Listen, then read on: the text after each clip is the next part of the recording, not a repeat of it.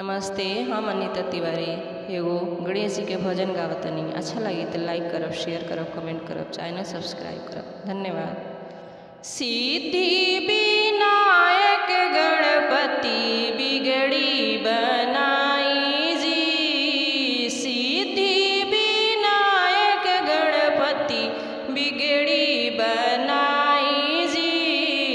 गौरी के ललना हमरा अंगना में आई जी, गौरी के ललना हमरा अंगना में आई जी, गौरी के ललना हमरा। आसन लगावल बानी आके बैठी जी, आसन लगावल बानी आके बैठी जी। गौरी के ललना हमरा अंगना में आई जी, गौरी के ललना हमरा अंगना में आई जी, गौरी के ललना हमरा।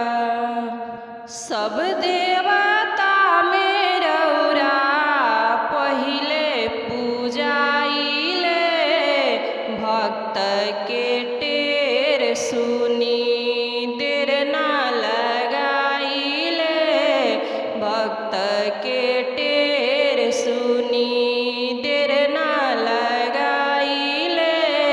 सब देवता में रौरा पहिले पूजाइले, भक्त के टेर सुनी देर ना लगाइले, भक्त के टेर सुनी।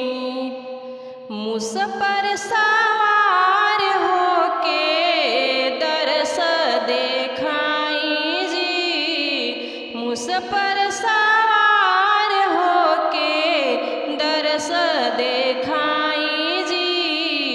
गौरी के ललना हमरा अंगना में आई जी, गौरी के ललना हमरा अंगना में आई जी, गौरी के ललना हमरा। जहाँ रौरा जाइले अनधन बरसेला, सिद्ध होला कार्य सब विघ्न हटेला, सिद्ध होला कार्य सब विघ्न हटेला। जहाँ रौरा जाइले अनधन बरसेला, सिद्ध होला कार्य सब विघ्न हटेला, सिद्ध होला कार्य सब। शुभ लाभ रिद्धि सिद्धि संग में ले आई जी, शुभ लाभ रिद्धि सिद्धि संग में ले आई जी। गौरी के ललना हमरा अंगना में आई जी, गौरी के ललना हमरा अंगना में आई जी, गौरी के ललना हमरा।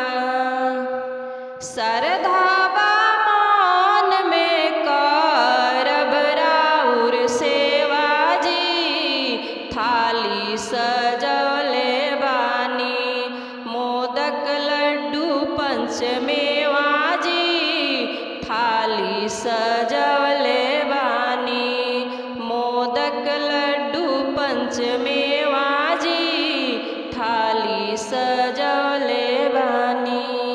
श्रद्धा बा मन में करब राउर सेवा जी, थाली सजौले बानी